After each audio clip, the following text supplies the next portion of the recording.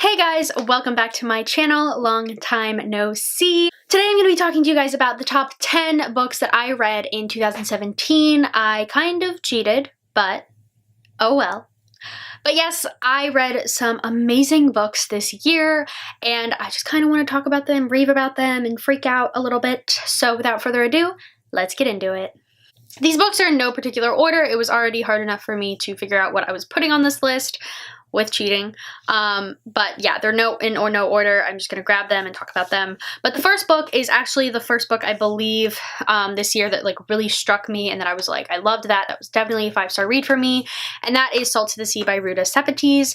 I was drawn to this book as soon as I heard about it on BookTube and knew I had to read it. So when I read it back in February, I like marathoned the crap out of this. I remember I started it like right before Valentine's Day, finished it on Valentine's Day, like literally laid in bed on Valentine's Day and just read it all day, and I loved this so much. It's an untold World War II story based off of something that actually happened, and I love historical fiction. I love World War II historical fiction in particular.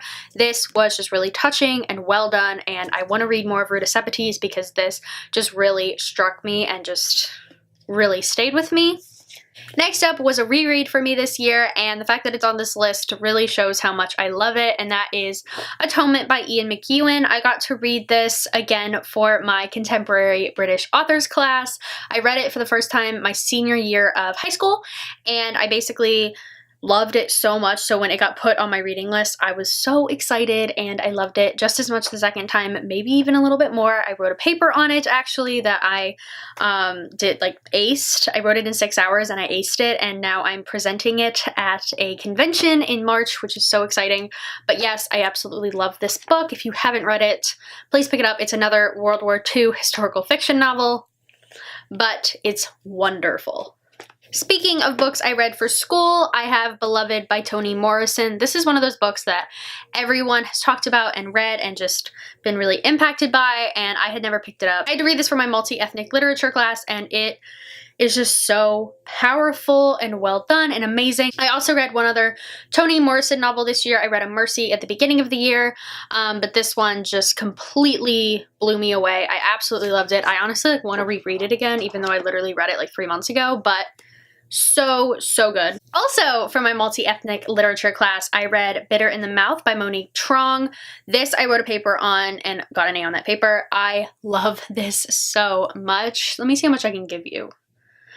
Basically, it's about a girl growing up in Boiling Springs, North Carolina, and she has auditory gustatory synesthesia, which means she can taste words, and we basically just follow her life and the people in her life, and it is such an impactful novel.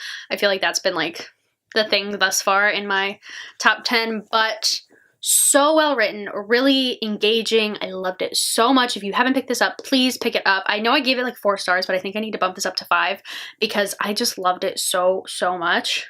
So this is where the cheating starts. Basically, I have 3 series on this list, and because I couldn't pick like my favorite like one book, I just kind of grouped them together as one, so oh well. So the first ones I'm going to talk about is the Daughter of Smoke and Bone trilogy. I loved this trilogy so much. I also have the second one here. These 2 are my favorite. The third one was good, but it wasn't like amazing compared to these. This trilogy just blew me away. I absolutely love Laini Taylor's writing. I cannot wait to read Strange the Dreamer. I've had it forever, but have yet to get around to it. This was amazing. It was a weird kind of read for me because when I first started Daughter of Smoke and Bone, I wasn't really aware, I wasn't sure if I was enjoying it or not, and then all of a sudden I was like more than halfway done and couldn't put it down, so I was like, I think you're enjoying it, Elisa. The second one I think might be my favorite because it just takes everything that happened in the first one and expands it like crazy. It was so exciting. I don't know. There's just so many things in this book that you're like, wait, what? Oh my god, oh my god, oh my god. Just really good books. And if you have not read these yet, please read them. I was so unsure because I've never really read high fantasy before. Maybe I could be lying, but really these were like my first high fantasy in a while, maybe ever. So good. Just, oh my god.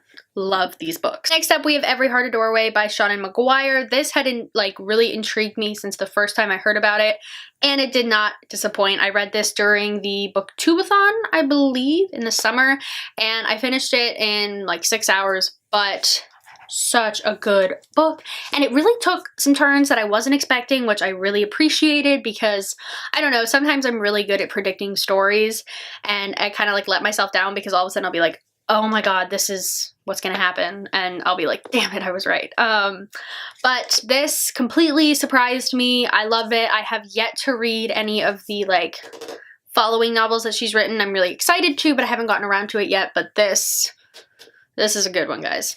Next up, we have some more cheating, and I don't even care because they both were like some of my favorite novels this year. Like when I think back, I could probably narrow it down to like 3, maybe 5 books, but these were some books that I was like very, very focused on.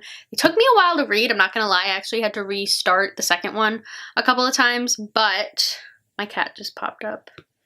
Hi! What's up?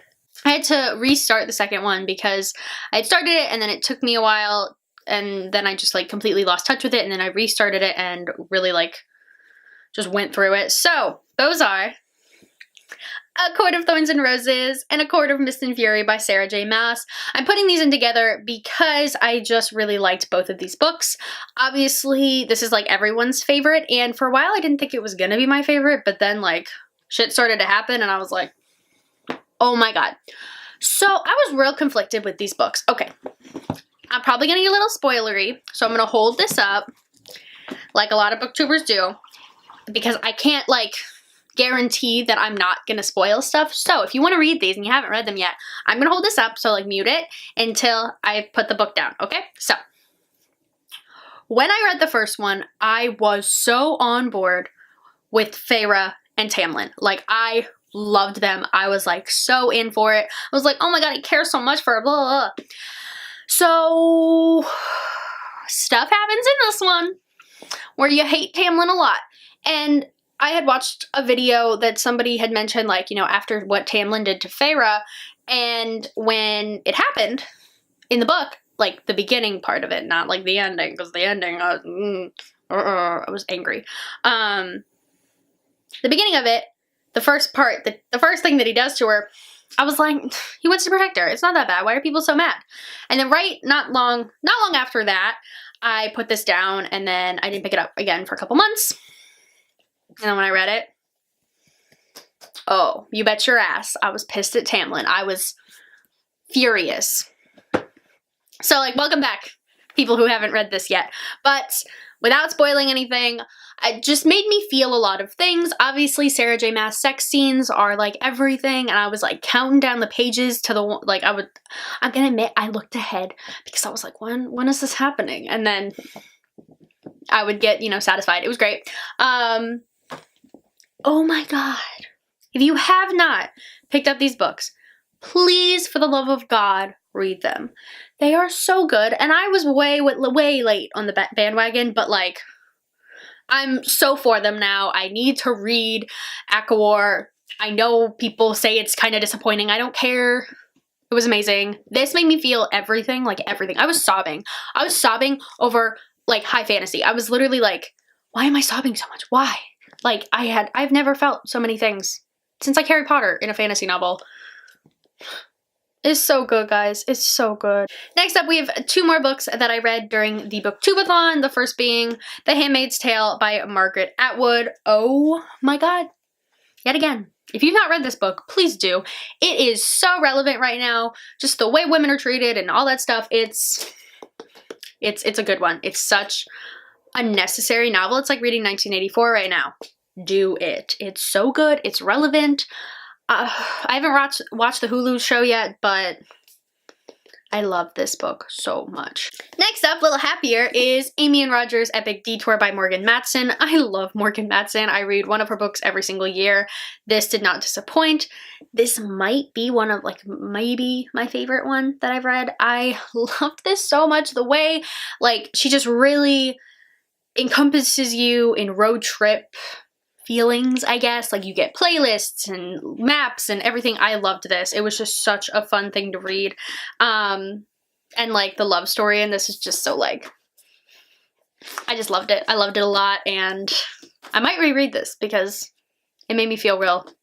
Made me feel all the feels. Finally, we have maybe arguably my favorite books of this year. This is my last cheating and my last books to talk about. But I loved these so much. Like, to the point, like, I really liked A Court of Thorns and Roses, and I really liked ACOMAF, and I was driven to read the sequels. These, I had to read them. And I'm talking about Illuminae and Gemina by Amie Kaufman and Jay Kristoff. When I read this, I kind of just picked it up because I was like, oh yeah, I want to read that. And I flew through it. And then as soon as I was done with this one, I was like, I have to buy this one. So I literally like went to get to the store I knew where I could get a signed copy and got this one because I was like, I can't not read it. I love these books. Honestly, I want to reread them before the third one comes out, which I'm so excited about. They're such cool reads, and they go really fast, and they're just, oh my god, I love them. And like, what's the sad thing is like the whole robot conversation, like everybody talking about like, oh, are we gonna mate with robots, and like talking about AI and stuff, AI, talking about AI and stuff. And I was like literally talking to my friend who had like scientific research, not research, but like she'd watch like a news story about some AI or something like that. And I was like, well, I read this book. And I was like, AI, and it's infiltrated my life. But I love these books so much. I am not a sci-fi reader, so the fact that these are probably my favorite books of this year says a lot. So yeah, those are all of my favorite books of the past year. Comment down below what your favorite reads were this year. I will hopefully be back very soon with some bookish resolutions, my 2018 TBR. Got a lot of book videos planned.